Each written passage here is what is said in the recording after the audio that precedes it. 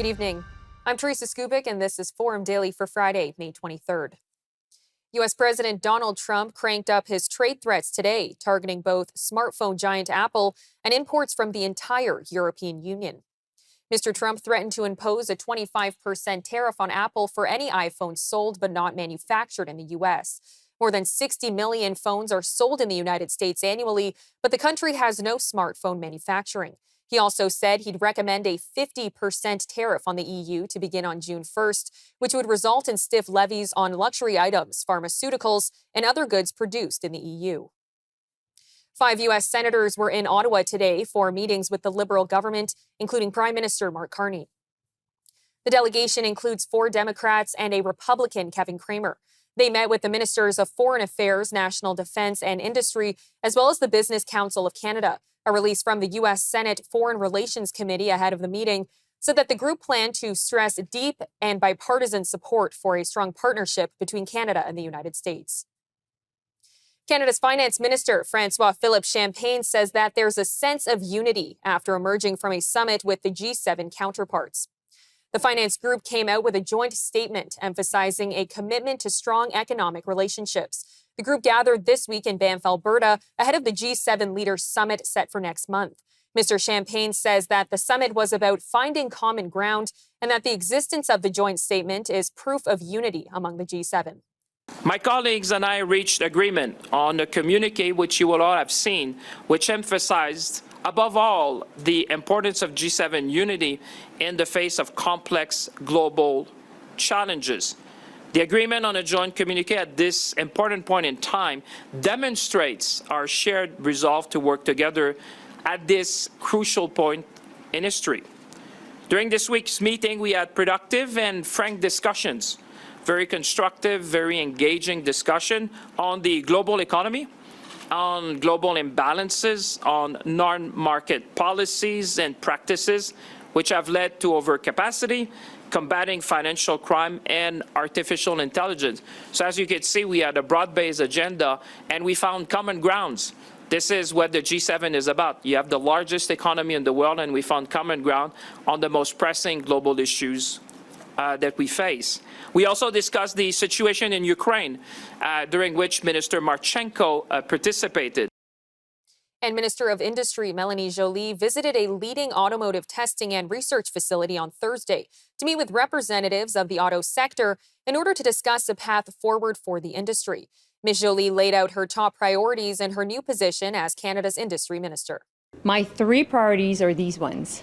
The first one is to make sure that we fight for the sectors that are the most affected by this trade war. The second priority is really continuing to grow the Canadian economy at a time of geopolitical uncertainty.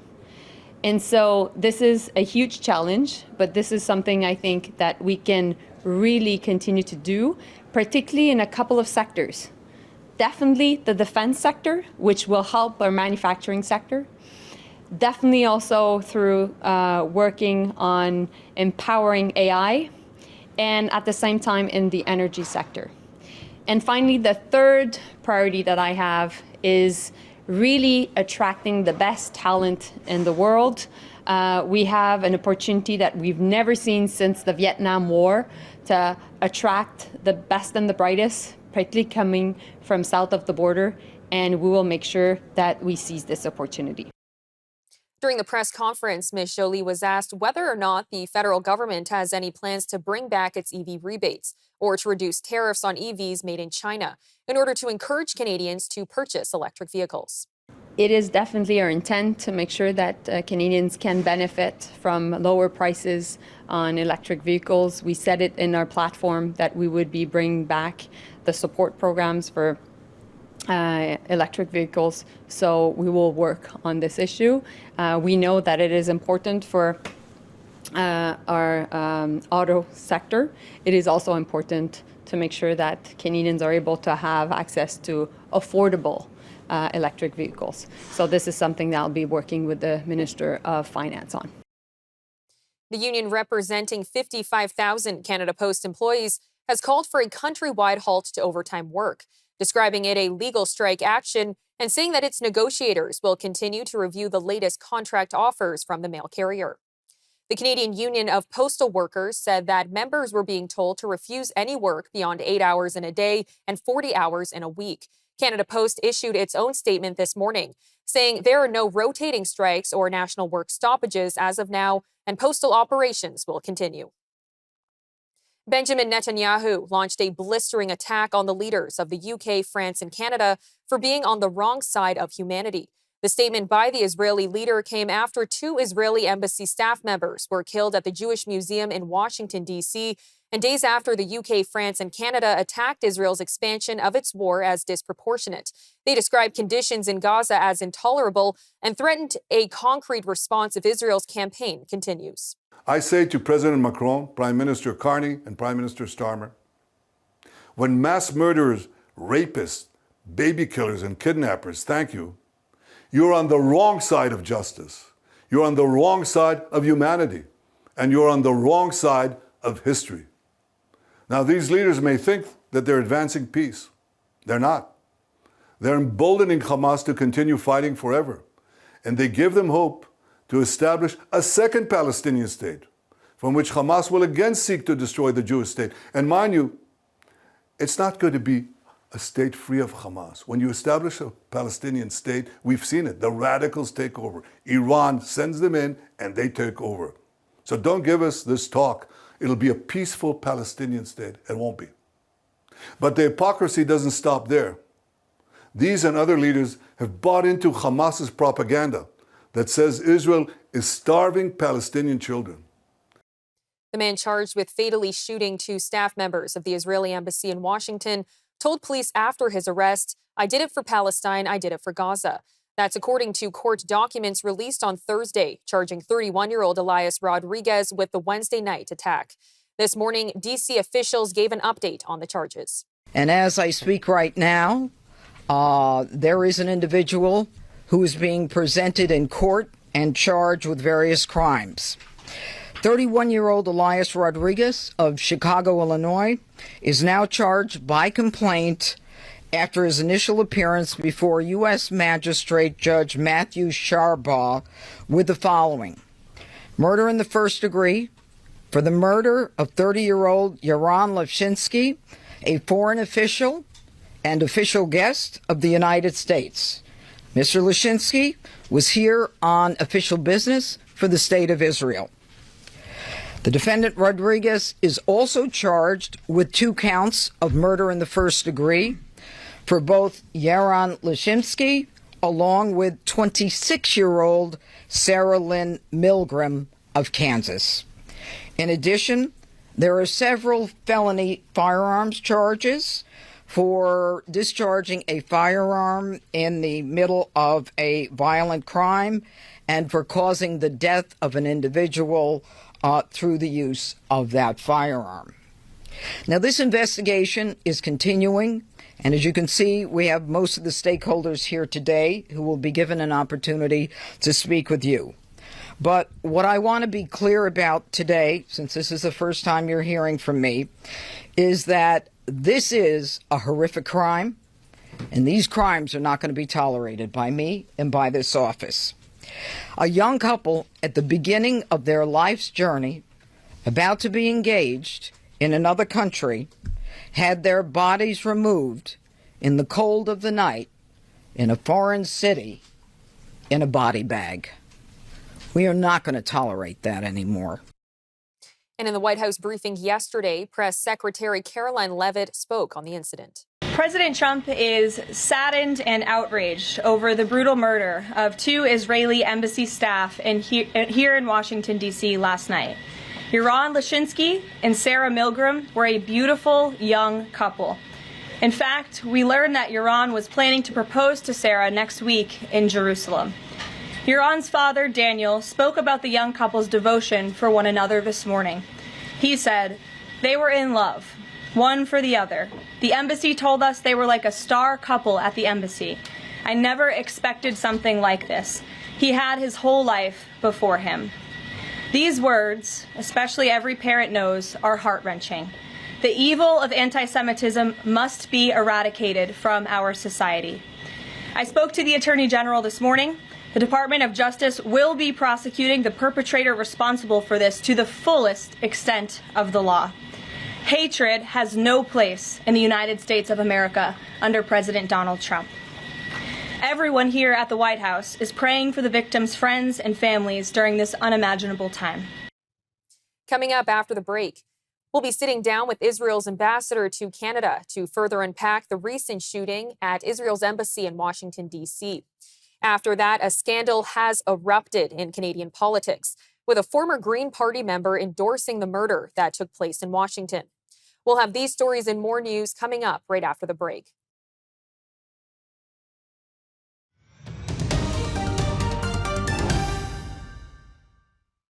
In response to the murder of two embassy staffers on Wednesday, a scandal has erupted in Canadian politics, with a former Green Party member endorsing the murder. The Toronto Sun's Brian Passafoom has more on the scandal. So the whole situation started with Green Party candidate and the member of the Alberta Provincial Executive, Jayden Baldonado. Ever since the murders have been people coming forward with their opinions, and so yesterday morning, he tweeted that the attacks were 100% justified. I'm reading from his tweet now. Just like Luigi and Rodney Hinton, obviously referring to Luigi Mangione, he said that peaceful protest has failed and the people need to start fighting back against those in positions of power. Now, what that comment is he's pretty much saying that the embassy staffers that were murdered in Washington are fair game in terms of furthering the cause of Palestinian solidarity. Predictably, those comments went over rather poorly online. Before he deleted his X account yesterday afternoon, he garnered quite a bit backlash, including the Green Party. I reached out to the Green Party yesterday to get their idea or their sense of what their opinion of Mr. Baldonado's comments were. And to their credit, they responded. They said that the comments were appalling. They didn't fit the Green Party's policies of nonviolence, and pretty much stopped there. It was notable that the statement from the Green Party did not mention exactly the circumstances behind it, didn't mention Israel or anything like that, but they distanced themselves from it, and a party that itself struggles with quite frequent accusations of anti-Semitism and some pretty reprehensible anti-Israel comments. It was a big step for them to even come forward and denounce these comments, much less speak publicly about them. Yeah, the backlash from Baldonado's comments was pretty swift. He has locked out all of his social media. His Twitter account's gone. His LinkedIn page is gone. Some articles that were linked to his LinkedIn page. He's a student at Mount Royal University in Calgary. He's studying environmental science, is gone. What's still there, though, is the Green Party's official biography of him, where he lists he lists Greta Thunberg, the noted environmental activist turned anti-Israel activist, as one of his inspirations for getting into politics.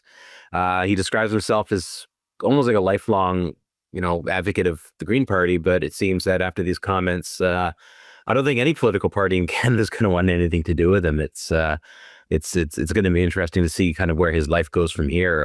It's a good lesson for anybody. Watch what you say on social media. If you have reprehensible comments and vile opinions and you air them publicly, there's going to be a backlash. And I think that Mr. Baldonado is going to learn that for his life. Israel's ambassador in Canada says that his diplomatic team in Ottawa feels safe but must remain vigilant after two Israeli embassy employees were shot and killed in Washington, D.C.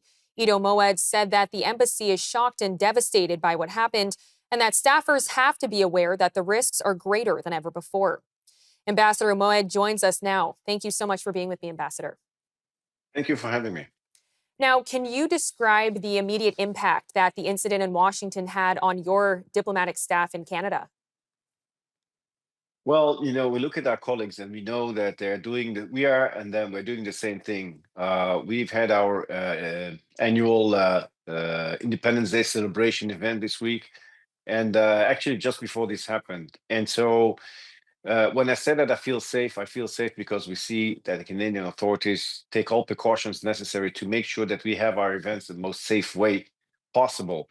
But we also think about the fact that there are some people who are led by such vile incitement to anti-Semitism and very hateful, not only hateful, but can be also lethal anti-Semitism. People are led to action, people are pushed to action sometimes, and those who are desolate, those who are disconnected from society may take action. So we have to be vigilant.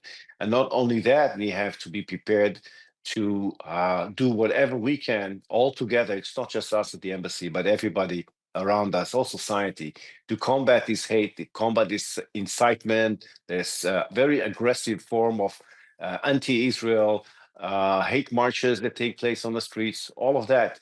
And so, again, I find in Canada and specifically also here in Ottawa, wonderful interlocutors who understand very well the immediate threats.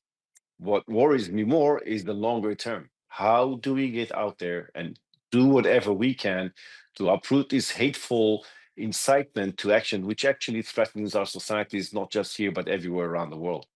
And what was your reaction to the Green Party candidate's comments about the embassy murders? And how are these appalling comments taken by you and your staff?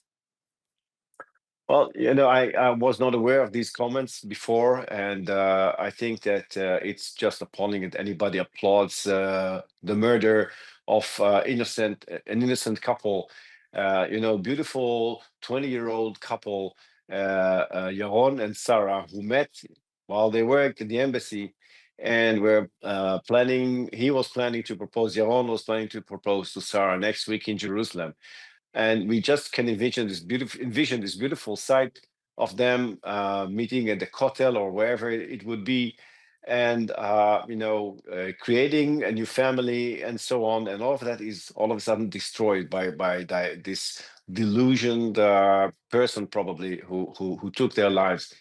It's horrendous, and so we should look at that not as something that happened far away. It happened here. It's very nearby. It's in Washington. It's North America, and we should understand that this hate and this incitement can push people everywhere to take action, and a wrong action, something that we must really not just deter but prevent. And so it's in my mind, this is a call to action to everybody to look around and to raise the awareness, but also work more focused on ways to improve education, law enforcement work, everything that can be done. Well, today the UN Secretary General called on Israel to allow the flow of humanitarian aid into Gaza.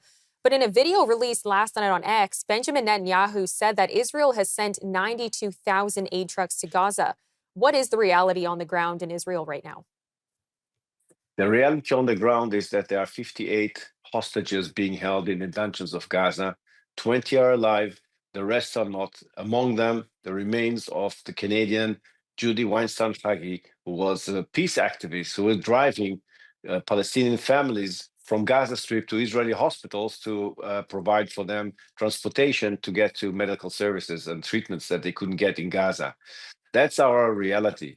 The reality is also that while we are fighting this war, which we could have, decided in one move, one military move in half a day and conquer the whole of Gaza, we've been going very meticulously, trying to get as many civilians out of harm's way, those who serve as human shields for for Hamas, try to get them out of harm's way, but still fight Hamas terrorists. And at the same time, provide humanitarian aid or facilitate the movement of humanitarian aid into Gaza. What we are doing now is trying to make a new system work, the system that was devised by the US, and to make sure that the Palestinian population gets supplies as much as possible. But it is a very complicated process because Hamas is, of course, stealing that aid that comes in and store it. And you can interview Gazans as many as you like; they'll all tell you if it's getting into Gaza, it's getting into the hand of Hamas. So there is a very complicated system. UNRWA, for example, a relief organization that is supposed to be helpful in that, has been very, very disruptive and destructive in this role. At least those of the UNRWA that were part of the Hamas attack on October the 7th. And so we have to be very careful when we're talking about the United Nations. What kind of a role can they play? What we've done is work with other humanitarian organizations like the World Kitchen, the World Food Program, and others to try and facilitate the flow of aid into Gaza. And your prime minister said that Canada, the UK, and France are on the wrong side of humanity with their joint statement. What was your reaction when you first saw that comment, but also that you were summoned by the foreign affairs minister? So Prime Minister Netanyahu referred to the fact that when Hamas thanks a country, that needs to call people to a pause and to a moment of reflection. What does that mean? And I would add to that when this happens for the second time, this is not the first time that Hamas is thanking Canada. It's the second time already. First time happened in December 2023 when Canada voted for a resolution to call for a ceasefire in the United Nations, without talking about the hostages, without ending the war in a way that is conducive to Israel. So that's a moment that countries need to really stop for a moment and reflect. What we've also said is that threatening Israel with action while we're trying to defend ourselves against Hamas, while we're trying to extract the hostages out of Gaza, is something that we cannot do anything with. We have to do whatever we set out to do in this war that was inflicted on us, that was forced on us Ambassador, on October the 7th. I'm so sorry. I do have to interrupt you. We've ran out of time, but thank you so much for your time today. Thank you for having me.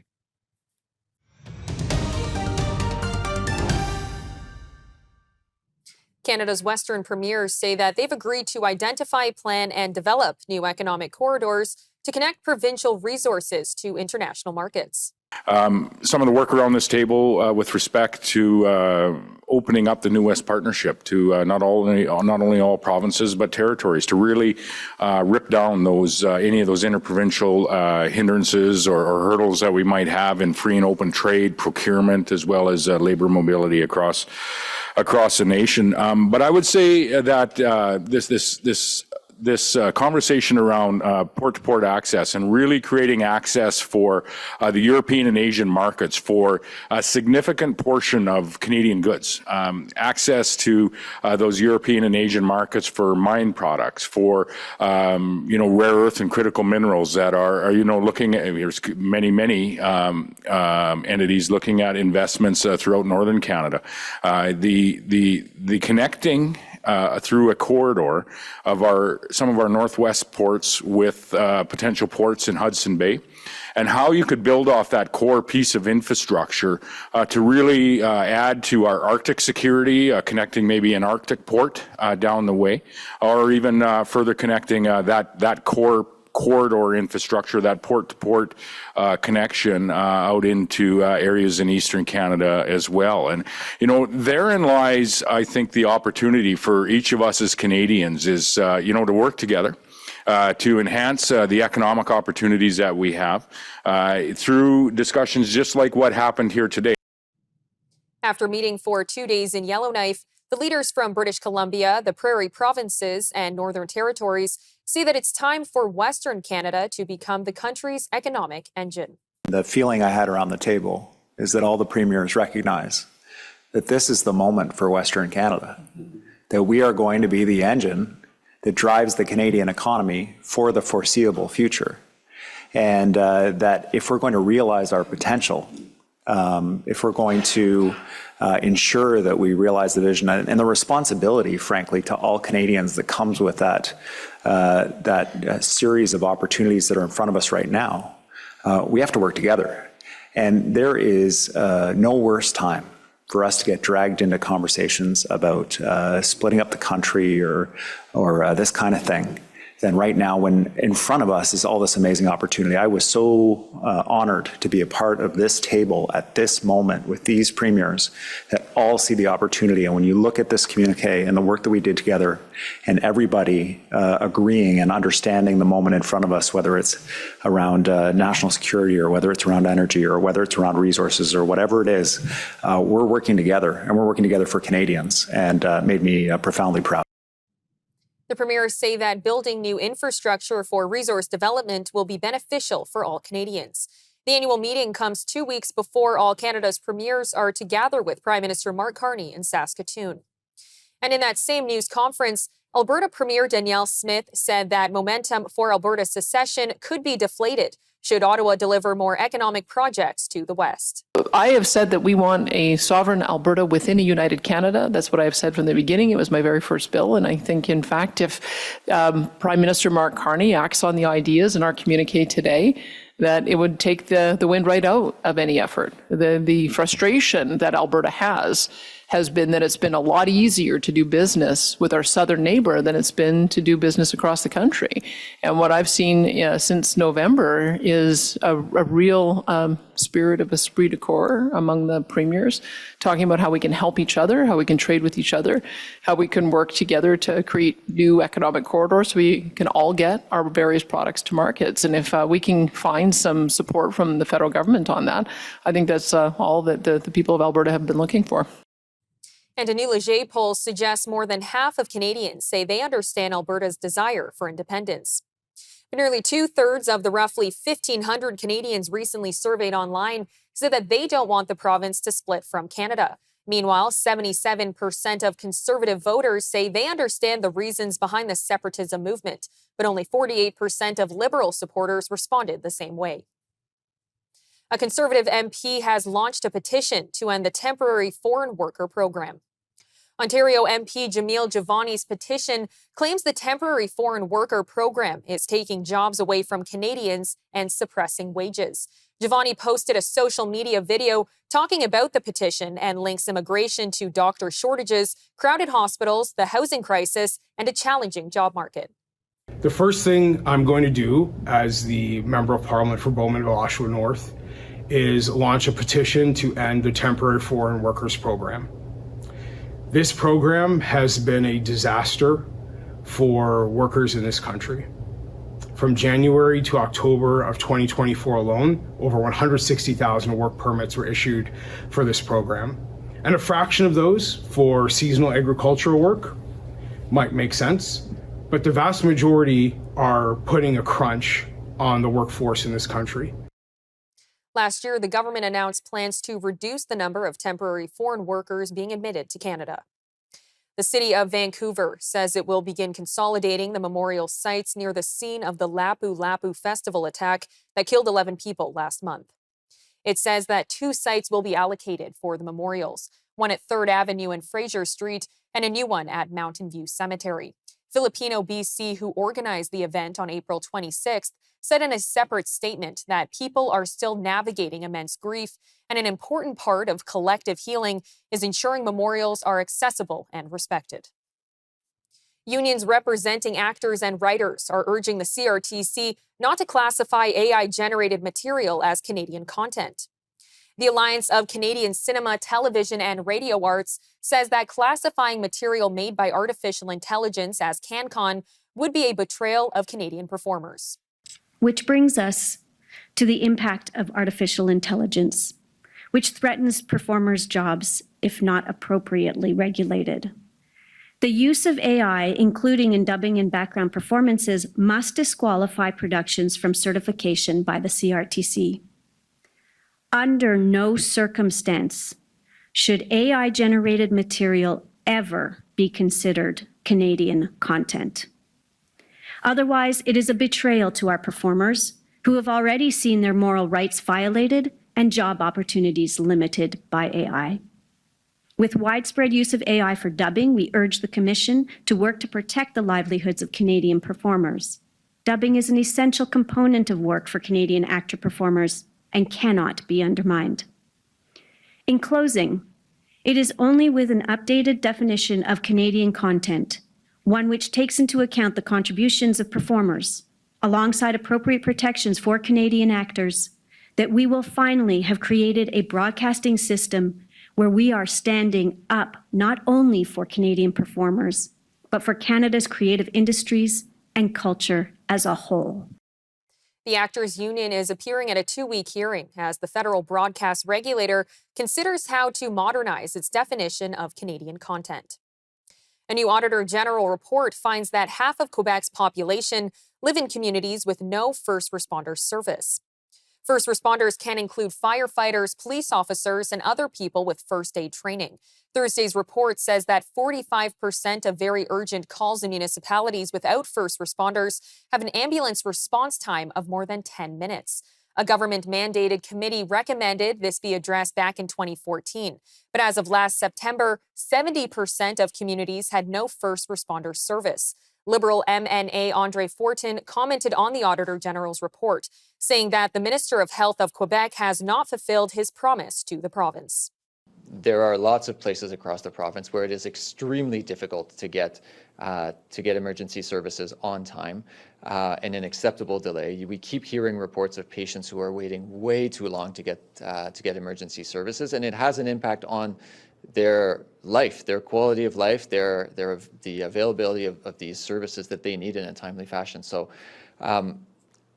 Minister Dubé made a lot of promises on emergency services. One of them was to move away from the horaire de faction. He has not done that. And that leads directly to longer wait times for patients. So we're asking him again, respect what you said you would do for Quebecers and abolish the horaire de faction. That is the single biggest factor in getting emergency services on time to patients. In terms of the basic government service that you expect that when you dial 911, somebody's going to answer and somebody will show up at your door in a timely fashion. That is probably at the top of the list of a lot of people when they think, what do I expect from my government, is that when I'm in a time of need, an ambulance will show up in a timely fashion. There are a lot of regions across the province where that is not the case right now. There are a lot of times where ambulances are stuck at emergency rooms. They can't leave their patients there. Therefore, they can't go back on the road and serve people and be ready to serve people. And so Minister Dubé can say that he made little gains here and there in one region or another one, but on the big picture, there's still a ton of work to do, and he has not fulfilled his promises to Quebecers. Coming up after the commercial break, we'll have our weekly energy update with Dan McTeague, president of Canadians for Affordable Energy. After that, an anti-weapons group warns that signing on to Donald Trump's Golden Dome missile defense shield could create massive costs. And an 18-year-old Toronto native has qualified for her first major tennis tournament. We'll have these stories and more of today's top national and international headlines right after the break.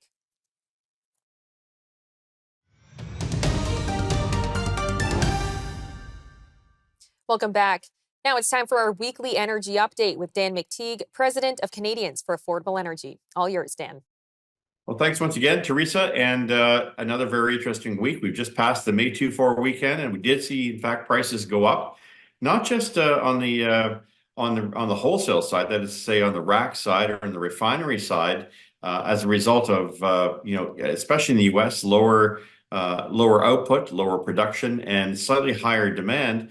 But this week we're heading into the Memorial Day long weekend, and in the United States, which is always the official or the unofficial kickoff of the summer driving season. It doesn't look to be as strong as it was last year. It looks to be muted somewhat, given all the uncertainty that is being churned up over the global economic situation, as well as, let's face it, the Trump tariffs are not helping. But that could mean a bit of a boon for consumers in the long run. We've seen last weekend through the May 2-4 Friday to Monday experiment where gas prices remained relatively high. That is to say, gas stations didn't trade away their 7-8 cent retail margins as they always do traditionally. They're probably going to get back to doing a little bit more of that this week, but it looks like the days of what I call gas bar shenanigans may be coming to a temporary halt. I often make predictions in the morning, as I have done for 25, 30 years, but in the evening, those tend to be down by 5 or 6 or even 8 cents a liter. And that's because gas stations have a tradition of throwing away their operating margin by the afternoon, given that they sell so much coffee, donuts, beef jerky, car wash, whatever. and that tends to offset some of the losses they might otherwise occur. So they often sell gasoline in the evenings, certainly past 6 o'clock at the price at which they're buying it. And by the way, even though there is this change on the weekend, I suspect they're going to get back to their old habits, and they can probably make a bit of a gain on the volume side with respects to selling more or getting better discounts on their gasoline from the supplier if they continue to increase their volumes. So, I think in that kind of context, it's really important that in major cities across Canada, except for Atlantic Canada, where of course you're told what price you have to pay, you should wait until 6 p.m. in the evening to buy your fuel as a precaution.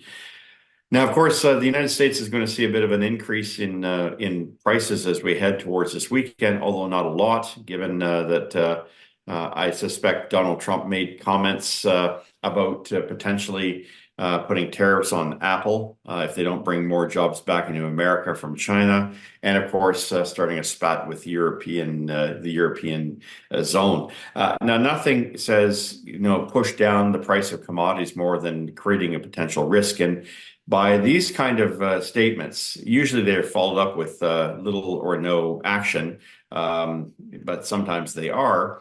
Markets are really in that position of panicking and responding. Full disclosure, Teresa, I worked at Gas Buddy for 5-6 years. Most of my interviews were with American media. And the first Trump term from 2016 to 2020, especially in the first couple of years, every time he would do something, gas prices would go up or down almost on a daily basis. So there's no doubt in my mind that Donald Trump is trying to achieve something else other than simply, engaging in a trade war. He also is managing by these kind of circumstances to ensure that prices for gasoline don't go up on the long weekend, and maybe also signaling trying to do indirectly that which he cannot do directly with the U.S. Fed. And that's to create economic uncertainty to, as it were, force the Fed to drop interest rates, which I think is, after all, his real game. That's not something I've been talking about since November. It's also something I think has been clarified, certainly in the month of April, when Wall Street came out with a very similar opinion. Not to say I was the first, but my intelligence is usually very early distant warning, and that's one of the things I can tell you about the Donald Trump administration 2.0. A very similar response to what we saw back 5-6 years ago. By 2018 and 2019, by the way, we began to ignore what he had to say because it really wasn't relevant. Nevertheless, I'll leave that to the side to know that that could have some impact. Although not the volatility we're seeing now is not really the result of Donald Trump as much as it is fundamentals. Demand being a little on the slow side in the United States and supply being a little low as well, has oil range bound between $61 a barrel WTI to about 65. That means the gas prices are probably going to remain where they are at least until the July 1st Canada Day long weekend, as we get better clarity in terms of which way we're going to be seeing prices in Canada go. In the meantime, we also have reports from our own environment department that doesn't have much concern about hurricanes unless they come up at some point, as they did in 1954 with Hurricane Hazel, or maybe that was 52, and what we see in Atlantic provinces. But it looks like a warmer Gulf region, a warmer Atlantic basin is likely not to lead to major hurricane disruption this summer. So that could be very good for our pocketbooks, in the sense we won't see major hurricanes like we saw Dorian back in 2019 and a few others not only impact coastal facilities in the United States, but also damage the infrastructure that produces and distributes energy. And therefore, we may not see these quick hits in terms of prices rising for a week or two in response to the shutdown of the system. All that is to say that the prices that we're paying today is pretty much what we can expect to pay over the next week or so. I'm not seeing a lot of change going into this weekend. If anything, it might actually drop. So whether you're in British Columbia, whether you are in Alberta, Saskatchewan, Manitoba, Ontario, Quebec, and even the Maritimes, don't expect much, maybe a small decrease in diesel prices of 1-2 cents a liter as it looks for the next 7 days. Steady as she goes, the price you see is continuing to be the price that you will continue to pay. That's it for this weekend, Teresa. This weekend, Teresa. We'll see you next week and bring you a greater update as we get closer to those dog days of summer. An anti-weapons proliferation group warns signing on to U.S. President Donald Trump's Golden Dome missile defense shield could bring ballooning financial costs. Project Plowshare's researcher, Jessica West, says that a lot of questions are unanswered about the project and thinks that it could trigger an arms race in space. But former Liberal Defense Minister David Pratt says that Canada signing up could correct a 2005 decision, which he thinks was a mistake. He says that not joining then-President George W. Bush's ballistic missile defense program excluded Canada from decisions about countering ballistic missile threats to the country. A senior Ukrainian official says that an exchange of prisoners between Russia and Ukraine from their more than 3-year war is underway. The official said the swap was ongoing Friday morning and had not yet finished. Moscow did not immediately confirm the exchange. Ukraine and Russia agreed to the exchange of 1,000 prisoners from each side a week ago in Turkey in their first direct peace talks since the early weeks of Moscow's 2022 invasion of its neighbor. That meeting lasted only 2 hours and brought no breakthrough in international diplomatic efforts to stop the fighting. Iranian media says that the 5th round of talks between Iran and the United States over Tehran's rapidly advancing nuclear program occurred today in Rome. Iran's enrichment of uranium has emerged as the key issue in the talks. U.S. officials up to President Donald Trump insist that Iran cannot continue to enrich uranium at all in any deal that could see sanctions lifted on Tehran's struggling economy. Iran's foreign minister insisted online that no enrichment would mean, quote, "we do not have a deal." Authorities say that 2 people have died and multiple others were injured when a private jet crashed into military housing in San Diego during foggy weather. The incident ignited cars parked along a suburban neighborhood block and killed multiple people on board the plane. Assistant San Diego Fire Chief Dan Eddy spoke to reporters on scene about the crash. It was a private plane. So a private plane, and it was registered out of the Midwest is where the flight originated from, is what we have. We're still getting the final information on it. And how many people was it able to carry? The plane itself, I believe, holds 8 to 10 people with the pilot included, but at this time we don't know how many people were actually registered on the plane. All the fatalities right now look to be that they're from the plane. We're working with the FAA right now to find out how many actual people were registered on that plane. We'll have more information for that here shortly when we get those numbers. But everything that's a fatality right now appears to be from the plane itself. He says that authorities will be investigating whether the plane hit a power line. The aircraft crashed just before 4 a.m. on Thursday into the U.S. military's largest housing neighborhood. In its escalating battle with the Ivy League school, the Trump administration has revoked Harvard University's ability to enroll international students. It says that thousands of current students must transfer to other schools or leave the country. The Department of Homeland Security announced the action on Thursday, saying that Harvard has created an unsafe campus environment by allowing anti-American, pro-terrorist agitators to assault Jewish students on campus.